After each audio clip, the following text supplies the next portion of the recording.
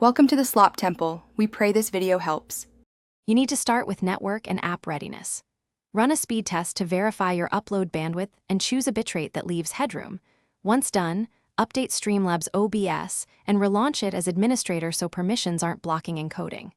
Make sure any large uploads, VPN, or cloud sync apps are closed to free bandwidth and CPU. After a clean restart, open Streamlabs OBS and confirm the app reflects the newest version. This prevents known bugs from interfering with your first corrective steps. Now you'll tune the middle layers, the encoder and the destination.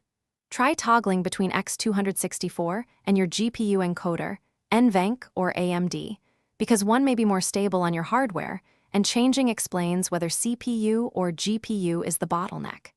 Adjust bitrate to about 60 to 80% of your tested upload and set the keyframe interval to 2 seconds to match platform recommendations. Then, change the streaming server to the nearest region and run a short test stream. This isolates routing issues from local configuration problems. Finish by validating the whole chain with a private stream or a local recording.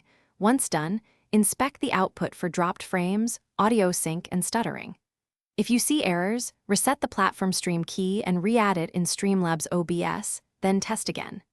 Make sure to save settings and restart the app after changes. If problems continue, open the Streamlabs log files to find error codes, try a clean reinstall, or roll back recent GPU driver updates. Those 3 steps fix most lingering issues. Thanks for watching. Consider subscribing if we helped you.